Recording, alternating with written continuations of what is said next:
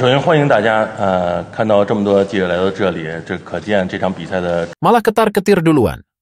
Pelatih Cina akui dilanda ketakutan dan ngomong, begini jelang lawan timnas Indonesia di kualifikasi Piala Dunia 2026 malam ini. Bikin semuanya jadi sangat kaget. Di luar dugaan pemain Cina, malah bocorkan dan bongkar hal ini ke publik jelang versus timnas Indonesia. Breaking news, kabar gembira debu bareng timnas Indonesia, harga pasar Maize Hilgers naik. Begini penjelasannya.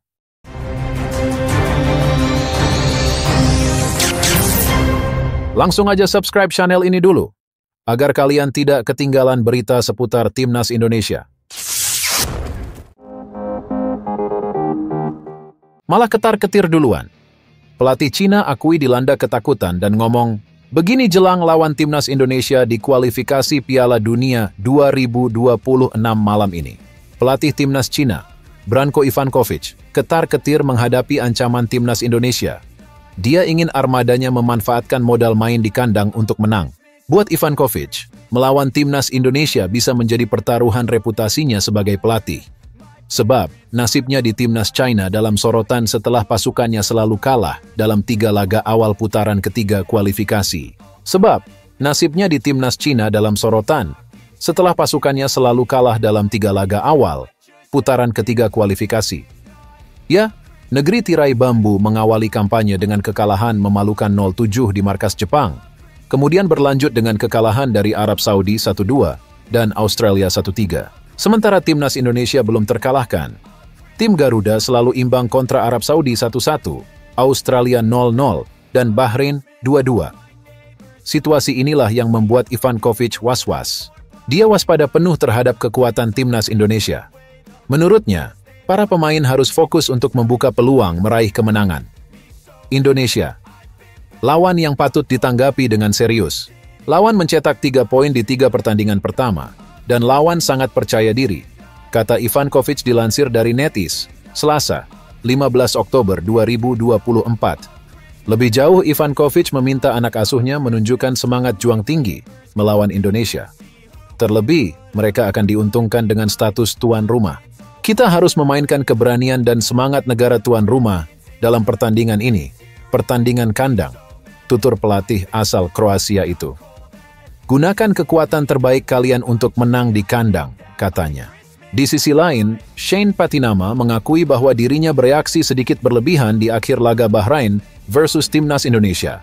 Kamis, 10 Oktober 2024, kemarin. Shane mengaku saat itu dirinya begitu emosi. Sesuai latihan jelang laga melawan Cina, Shane Patinama menjelaskan situasi emosionalnya pada laga tersebut. Pemain yang kini membela KAS Eupen mengakui jika emosi sempat menguasai dirinya dalam momen-momen kritis tersebut.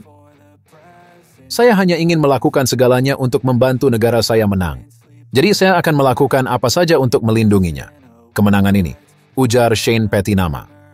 Dan tentu saja, insiden usai laga itu sedikit melibatkan emosi.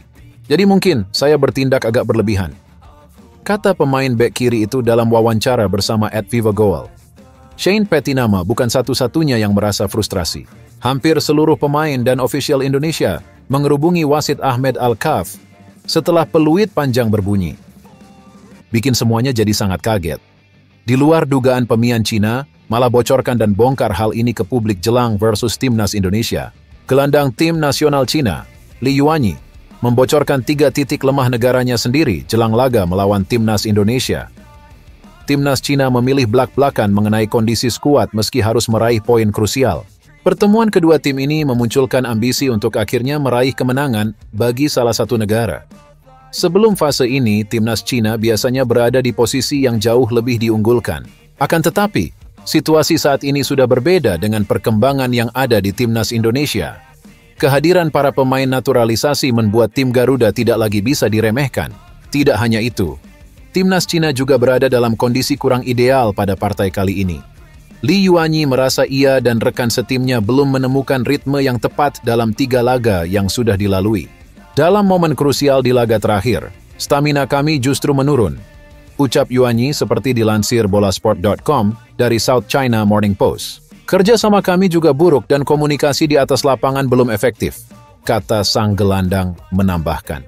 Tiga kekurangan tersebut membuat Yuanyi merasa khawatir dengan kondisi timnya sendiri. Yuanyi juga menyadari bahwa timnas Indonesia bisa mengambil keuntungan dari situasi timnas Cina saat ini.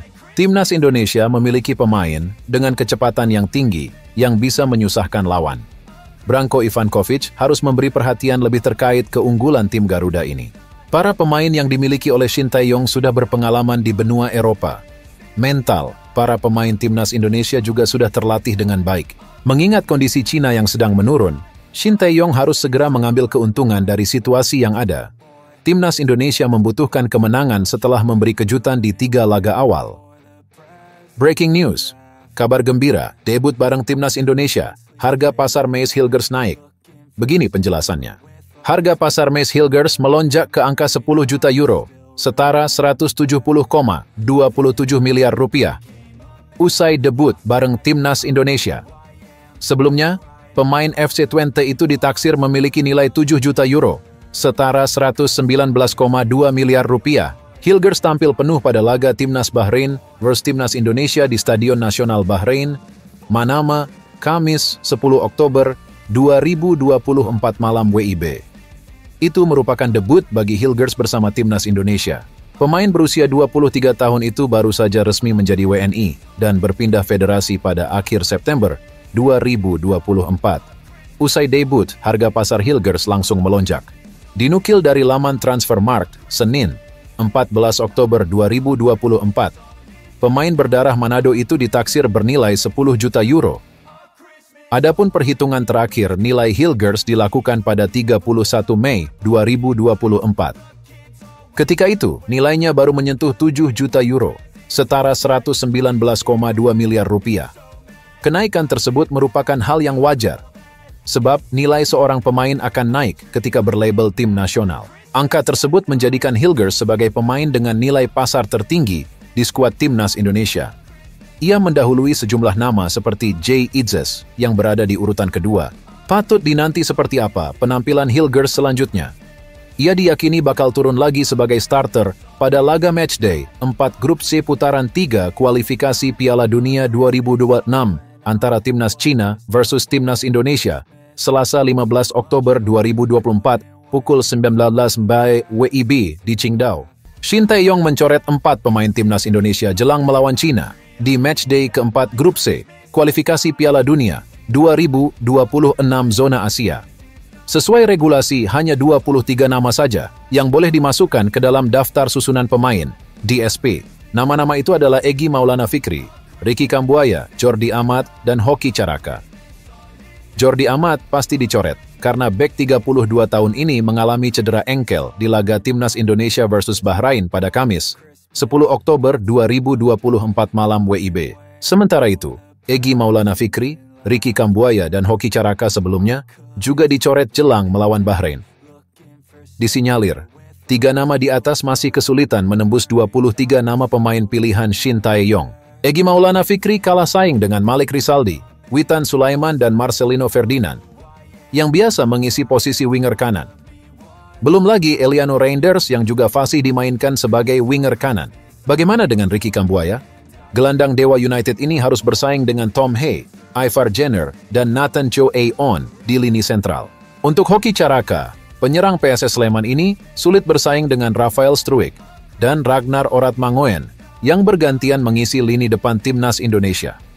Sekarang harapannya 23 nama yang dibawa untuk laga melawan Cina dapat memberikan performa terbaik saat diturunkan.